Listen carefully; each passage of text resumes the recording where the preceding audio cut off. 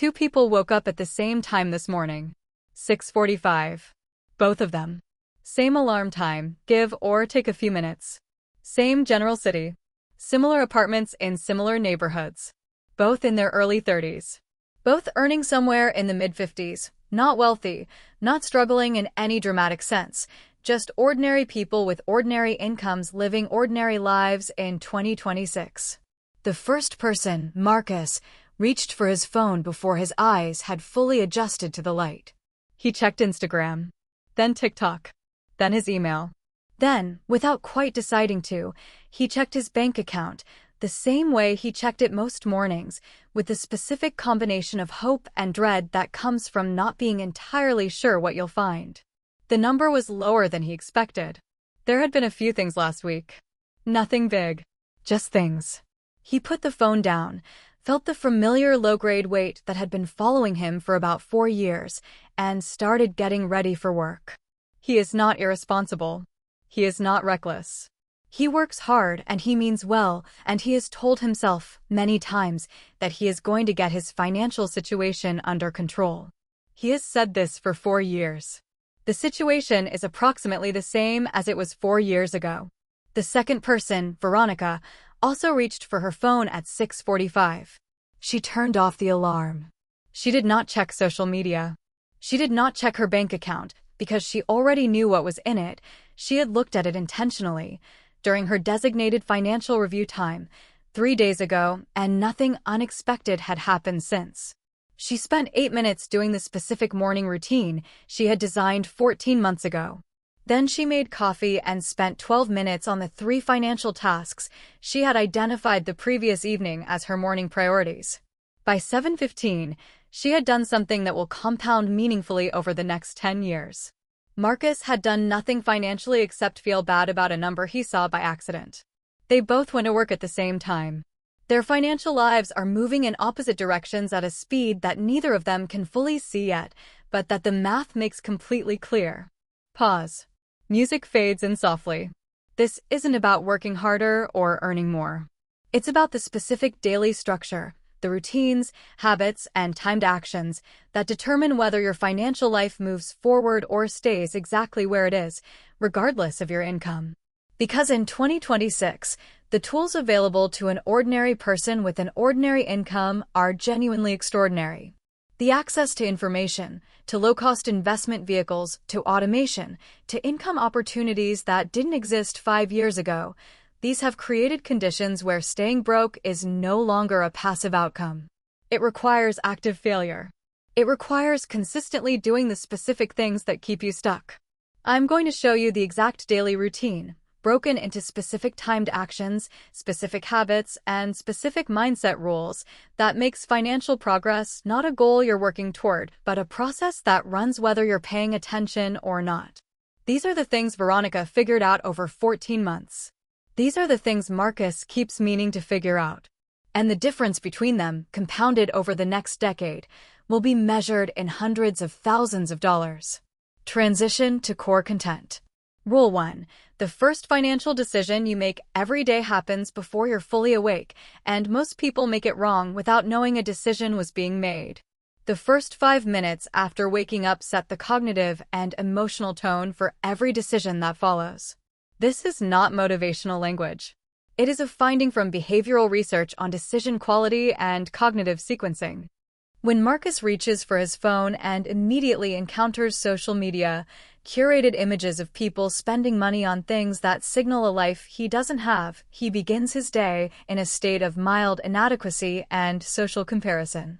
That state influences his subsequent financial decisions in ways that are difficult to trace, but consistent in their direction. He is slightly more likely to make an impulsive purchase to restore a feeling of adequacy. He is slightly less likely to do the deliberate, slightly effortful financial tasks that build wealth over time. The phone check cost him nothing visible. It cost him the cognitive and emotional starting position that produces good decisions. Veronica's first 5 minutes are protected. Phone off, alarm dismissed, no screens for at least 15 minutes. Not because she is more disciplined, but because she designed the environment to make the right behavior the default. Her phone charges in a different room. The first thing she reaches for is not a screen. Here's the practical application. Move your phone charger across the room or into another room tonight. Buy a $12 alarm clock so your phone doesn't need to be your alarm. This single environmental change removes the reflexive morning phone check and gives you 15 to 30 minutes of undistorted cognitive space at the beginning of every day. It is the lowest cost, highest impact financial habit change available, not because checking your phone is expensive, but because not checking it costs nothing and preserves the mental clarity that every deliberate financial action requires. Rule 2. Checking your bank account by accident is one of the most financially damaging daily habits you have, and replacing it with intentional, scheduled financial awareness changes everything. Marcus checks his bank account most mornings. Not deliberately. By accident, in the way that someone who is anxious about something keeps looking at the thing they're anxious about. The check produces anxiety. The anxiety doesn't produce action. The action that would resolve the anxiety, a clear plan, an automated savings transfer, a debt payoff schedule, never gets created because the emotional energy goes into the anxious check rather than the constructive response. This pattern, anxious monitoring without constructive action, is one of the most common and most costly financial habits in existence. It consumes emotional bandwidth, reinforces a narrative of financial helplessness, and produces no measurable improvement in the financial situation being monitored. Veronica checks her bank account twice per week. On Tuesday morning and Friday afternoon. Scheduled. Deliberate. She knows what she's looking for, she looks for it, she notes anything relevant, and she closes the app. Outside of those two windows, her bank account is not a source of either comfort or anxiety because she has already looked when she intended to and there is nothing new to find. But here's what most people miss. The scheduled check is not just about reducing anxiety. It's about concentrating your financial attention into focused, purposeful windows where you can actually do something with what you observe. Anxious glancing produces no action. Deliberate reviewing produces decisions. And financial decisions made in a calm, prepared, intentional state are consistently better than financial decisions made in a reactive, anxious one. Rule 3. The most valuable financial habit you can build in 2026 takes 11 minutes, and most people spend that time doing something that makes them purr. Veronica's morning financial routine takes 11 minutes. Not an hour. Not a weekend deep dive. 11 minutes, 5 days per week, applied to a specific short list of tasks she identified the previous evening. The average American adult spends over 2 hours per day on social media. Not all of that time is financially damaging in a direct sense, but a meaningful portion of it is because social media is an engine of financial comparison and aspirational consumption that consistently creates the feeling of inadequacy that drives impulsive spending. The research on this is consistent across multiple studies. Higher social media consumption correlates with higher rates of impulse purchasing, higher rates of consumer debt, and lower rates of savings, even after controlling for income. The 11 minutes Veronica uses every morning are not a sacrifice. They are a reallocation of 11 minutes from an activity that makes her feel behind and spend impulsively to an activity that moves her financial situation forward in concrete, measurable ways. The 11 minutes are structured. The first 3 minutes review the previous day's spending against a simple mental benchmark. Was yesterday a net positive day financially? The next 4 minutes address the single most important financial task of that day, scheduling a transfer, making a phone call to a service provider, reviewing an account, completing one step of a financial application. The final 4 minutes are spent reviewing one piece of financial information, a concept, a strategy, a market update, that improves her financial knowledge by a small, compounding increment. 11 minutes. Every morning. The compounding of that daily investment in financial attention over 14 months has produced a financial life that would have been unrecognizable to the Veronica who existed before she started. Rule 4. Automating one financial transfer this week is worth more than a year of intentions, because intentions require repeated decision-making and automation requires only one. This is the rule that does the most work and asks the least of you on any individual day. Every financial behavior that depends on you making the right choice in the moment will eventually fail. You will have a bad week. You will have a month where everything feels tight. You will have a moment where the money that should go to savings or investment feels urgently needed for something else. These moments are not weaknesses. They are the normal experience of being a human person managing a financial life under real conditions. Automation solves this not by removing the bad weeks, but by making your financial decisions independent of them. The transfer that moves $200 to your investment account on the first of every month doesn't care that you had a bad week. It runs. The minimum payment on your credit card doesn't care that you forgot.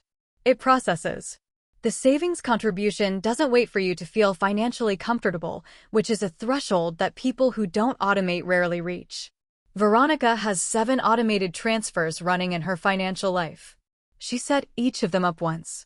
They collectively move money to an emergency fund, a retirement account, an investment account, and a targeted savings account for annual irregular expenses, all before she has had the chance to encounter those dollars in her checking account and find a reason to spend them. Marcus has 0 automated financial transfers. Every month, he intends to move money to savings after his expenses are covered. Every month, the expenses cover everything and the intention goes unfulfilled. He has been intending for 4 years. Veronica set up her first automation in a single Saturday afternoon and has not needed to re-intend it since.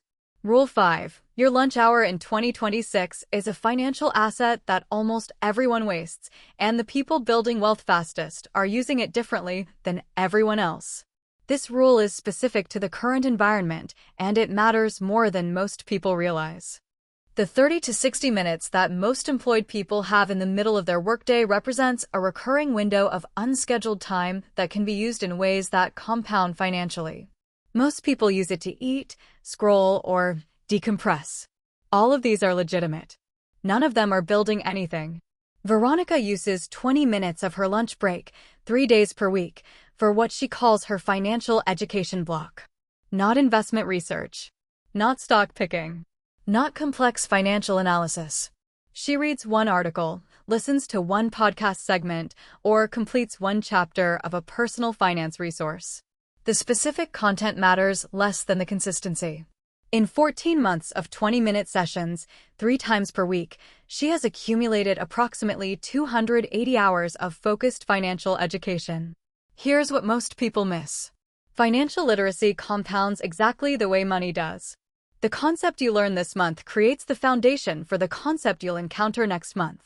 The decision you make well this year because of something you learned last year would not have been available to you without the learning.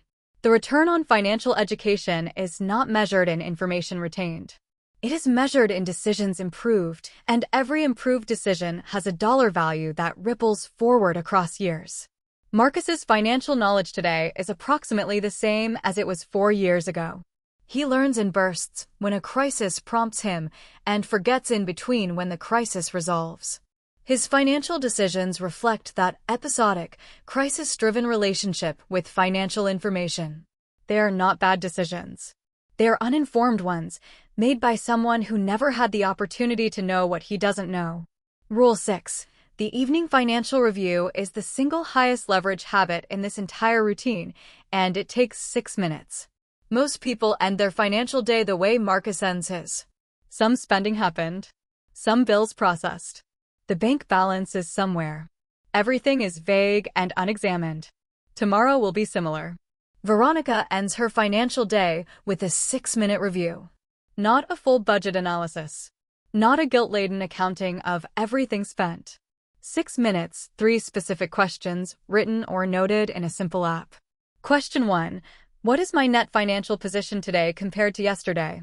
Not a precise accounting, a general directional assessment. Did money move toward my goals or away from them today? Question 2. Is there anything I need to handle financially tomorrow that I haven't yet scheduled? Question 3. What is the single most important financial action I can take tomorrow morning? The third question is the one that makes the morning routine possible. Veronica doesn't start her 11 minutes each morning wondering what to do.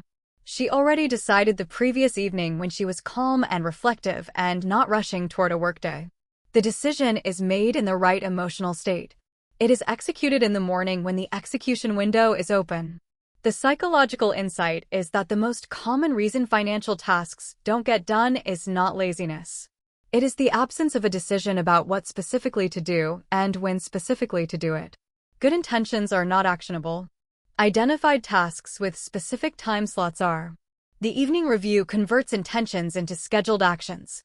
The morning routine executes them. Rule 7. In 2026, your phone is either your most powerful financial tool or your most expensive financial liability, and which one it is depends entirely on how you've configured it. The average person has social media apps on the first screen of their phone, their banking app buried several screens deep, and their investment account app either absent or somewhere they haven't opened in weeks. This configuration is not neutral. It reflects and reinforces a relationship with money that prioritizes entertainment and social comparison over financial awareness and action. Veronica reconfigured her phone 14 months ago as part of the same redesign that produced her morning routine. Social media apps moved to a folder on her third screen, accessible but requiring a deliberate navigation decision.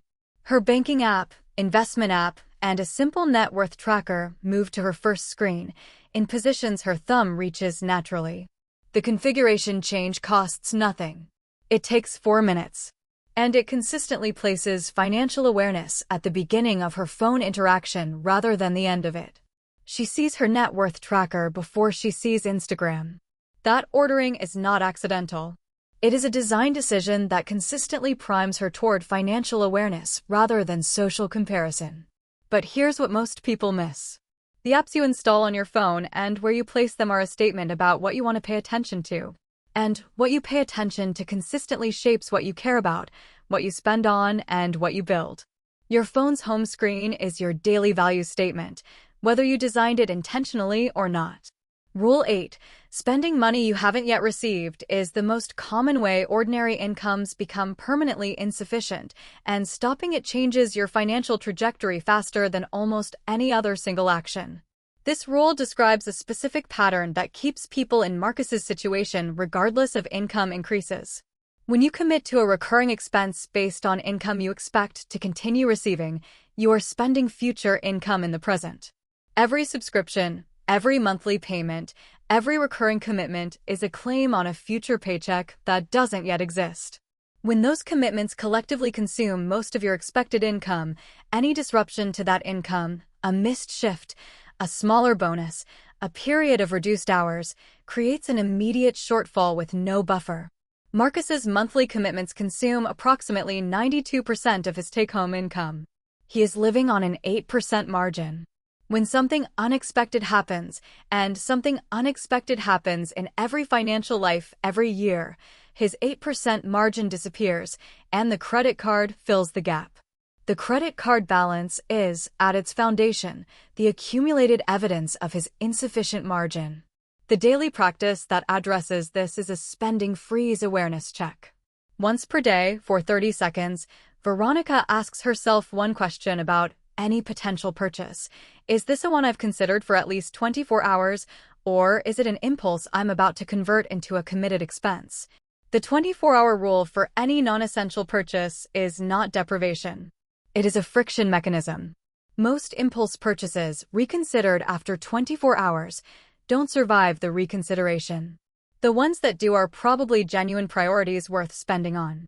The daily 30-second check has saved Veronica, by her own rough estimate, somewhere between $200 and $400 per month in purchases that she didn't make because the impulse didn't survive the pause.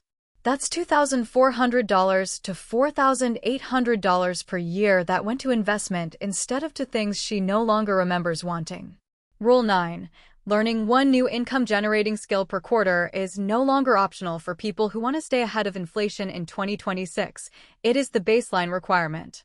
This rule reflects the specific economic reality of the current moment. Inflation over the past several years has reduced the real purchasing power of stagnant wages in ways that are now clearly visible in most people's monthly budgets.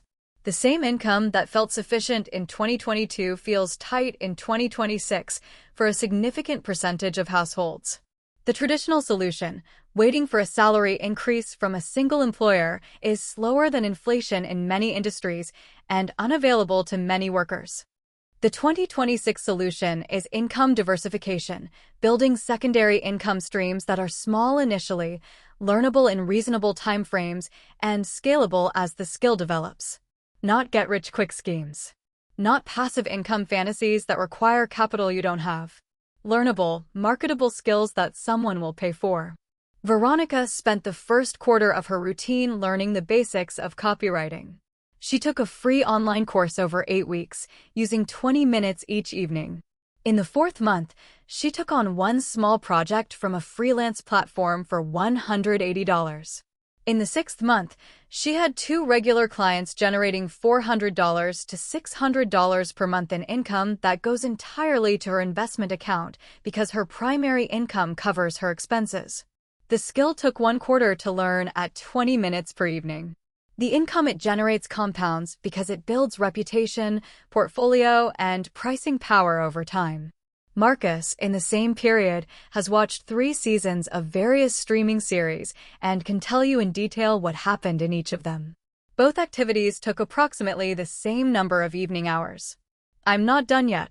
The income difference between them is not $400 to $600 per month. It's $400 to $600 per month invested at 7% annually for 25 years. That is approximately $380,000. The copywriting course was free. The evenings cost the same regardless of how he used them. Rule 10. Your weekly financial check-in is the meeting that runs your financial life, and skipping it is the equivalent of skipping every other meeting that runs your professional life. Veronica treats her Sunday evening financial review as a non-negotiable appointment. 45 minutes. Every Sunday. She has missed it twice in 14 months, once for a family emergency, once for travel, and she rescheduled it to Monday morning both times rather than skipping it. The weekly review covers 5 things. Her net worth snapshot, total assets minus total liabilities, tracked in a simple spreadsheet that takes 3 minutes to update. Her spending for the past 7 days against her general expectations, not a precise budget, a directional check. Her investment account balances, not to make trading decisions, but to maintain awareness of her trajectory. Any upcoming irregular expenses in the next 30 days that need preparation. And one financial goal she can make progress on in the coming week. The 45 minutes of Sunday evening attention produces a financial clarity that makes every other day of the week more intentional. She doesn't wonder where her money went. She knows, because she looked 7 days ago and she'll look again in 7 days. She doesn't feel the vague financial anxiety that Marcus describes as his permanent background condition. She has information, which is the only cure for financial anxiety that actually works.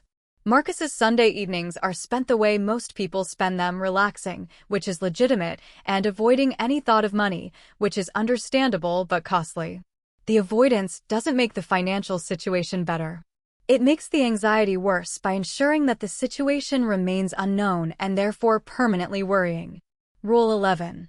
The daily habit of tracking your net worth monthly, not daily, not weekly, but monthly, creates the long-term reference point that makes compounding visible and keeps you motivated through the slow early years. Most people track their checking account balance daily and their net worth never. This is the financial equivalent of tracking your weight by measuring individual meals while never stepping on a scale. The granular information is available, but the meaningful trend is invisible. Net worth, total assets minus total liabilities, is the number that actually tells you whether your financial life is improving. Income is a flow. Spending is a flow. Net worth is the stock that those flows are building or eroding. And watching a stock grow, month over month, is one of the most powerful motivational forces available for sustaining the behaviors that produce financial stability. Veronica has tracked her net worth on the first Sunday of every month for 14 months. In month 1, it was $8,400, small but real, the beginning of something. In month 14, it is $34,700. The growth is not dramatic in absolute terms, but the trend is unmistakable. And the trend, visible monthly for 14 consecutive months, has made every other daily habit easier to maintain because the evidence of the habit's effectiveness is there, updated monthly, showing that the process is working. Marcus has never calculated his net worth. He has a vague sense that it is negative or approximately zero, which is accurate, but the vagueness prevents him from seeing how close he might actually be to a meaningful positive figure if he made a few specific changes. The unknown remains unmotivating in a way that even a small, clear, positive, and growing number would not. Rule 12. The compound effect of this daily routine is not additive, it is multiplicative. And the person who understands this will never need to rely on discipline again. This is the rule that ties everything together, and it is the most important thing I want you to take from this video. Each individual habit in this routine is modest. A phone configuration change. An 11-minute morning block. A 6-minute evening review. A 20-minute lunch break education session. A 30-second spending pause. A Sunday review. None of these individually will change your financial life. Separately, they are interesting suggestions you might implement for a week and abandon. Together, and maintained over 14 months, they have produced Veronica's situation. Not because any individual element is powerful, but because the combination of consistent attention, automated action, continuous education, and intentional behavior creates a feedback loop that improves itself over time. Each month she knows a little more, automates a little more, earns a little more, and saves a little more. The improvement in each dimension reinforces the others. The system builds on itself. Marcus has tried individual elements of this in isolation. He spent 2 weeks tracking his spending carefully. He contributed to his 401k for a few months. He read a personal finance book over the holidays. Each time, the isolated effort faded when it wasn't supported by a broader structure that kept it running. The discipline required to maintain an isolated habit is much higher than the discipline required to maintain a system where each habit supports the others. The system is not difficult. It is unfamiliar. And unfamiliar becomes familiar in approximately 3 weeks of consistent execution. The first 3 weeks are the hardest. Everything after that is maintenance. Transition to closing. Marcus and Veronica both woke up at 6:45 this morning. Both went to work. Both came home to similar apartments in similar neighborhoods. Both will go to sleep tonight having lived approximately similar lives in all the ways that are visible from the outside. The difference between them is completely invisible on any given day. It is a few minutes in the morning, a few minutes at lunch, a few minutes in the evening. It is the configuration of a phone home screen. It is one automated transfer running in the background.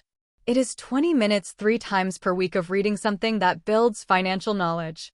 It is 6 questions per week reviewed on Sunday evening. None of it is heroic. None of it requires unusual discipline or intelligence or sacrifice. It requires a decision, made once, acted on consistently, supported by a structure that keeps it running even when motivation fluctuates. To treat your financial life as something that deserves a small portion of your daily attention rather than a source of anxiety you look at by accident and avoid by default. In 10 years, the compounding of these daily differences will be visible in numbers that will seem disproportionate to what produced them. Veronica's net worth will reflect 14 years of the system running and building on itself. Marcus's financial situation will reflect 14 years of intention without execution, which is the same as no intention at all. Both outcomes will feel inevitable to the people experiencing them. The person who built the system will barely remember that there was a time before it, that the habits once required effort, that the routine was ever unfamiliar. The person who didn't will look at their financial situation and genuinely not understand why it hasn't changed despite their earnest desire for it to change. The desire was never the missing piece. The daily structure was. You now have the structure. The only decision left is whether today is the day you start using it. OUTRO, clean, direct, unhurried. End card. If this routine describes something you've been trying to build without a clear structure, share it with one person who wakes up every morning checking their bank account with dread instead of purpose. And if you want the exact implementation guide for week 1 of this routine, the specific apps, the specific automation setup, and the specific Sunday review template, that video is next.